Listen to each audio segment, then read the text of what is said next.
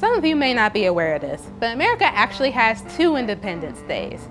One celebrates America's freedoms from Britain's rule. Another holiday, Juneteenth, commemorates the day when a Union general came into Texas and gave an order that actually ended slavery. Now, you may be going to yourself like, wait, didn't the Emancipation Proclamation take care of that? And my answer to you is this. You actually thought the Confederate States obeyed the law. Okay, sure. On January 1st, 1863, President Abraham Lincoln declared all slaves held in Confederate states to be freed.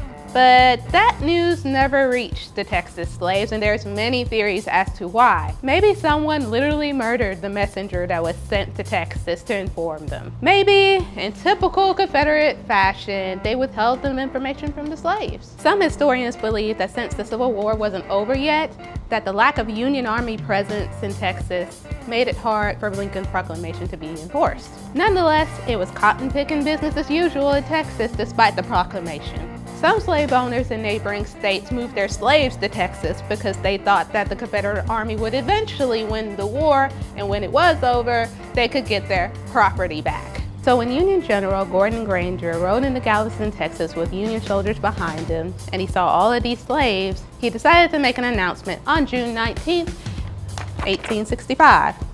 First off, a proclamation was made from the president to free all these slaves 2.5 years ago. Second off, you are no longer slave owners and slaves, you are employers, and those are your hired workers. Some slaves dipped out of there before Granger could even finish his announcement. Other slaves decided to go and leave the state so that they could repair their families that were torn apart from the slave trade. Others decided to flee up north.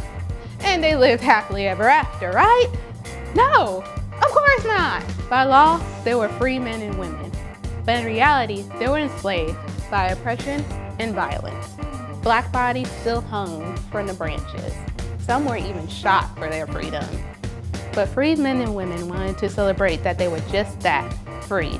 They created a holiday that was originally called June the 19th, but then it was kind of squeezed together and now it's Juneteenth.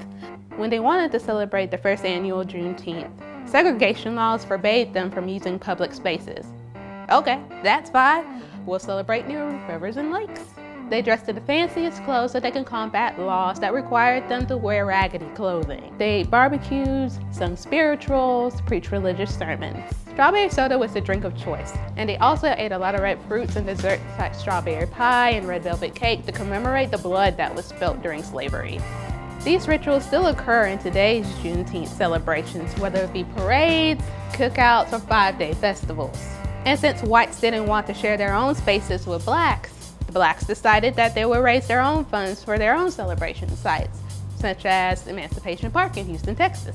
So as the former Texas slaves decided to migrate across the country, so did the importance of Juneteenth, which is also known as Emancipation Day or Freedom Day.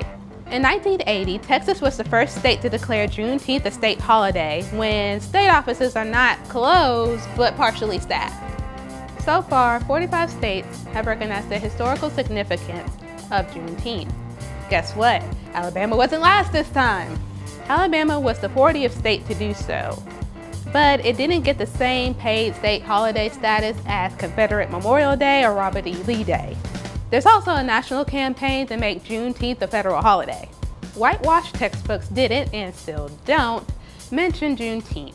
Because of that, a lot of people are still finding out about Juneteenth. So whether you found out about Juneteenth decades ago, a few weeks ago, or even just now, don't worry. There'll be plenty of cookouts, parades, and festivals to celebrate the resiliency of the Black community. I'm Star Dunnigan with Reckon.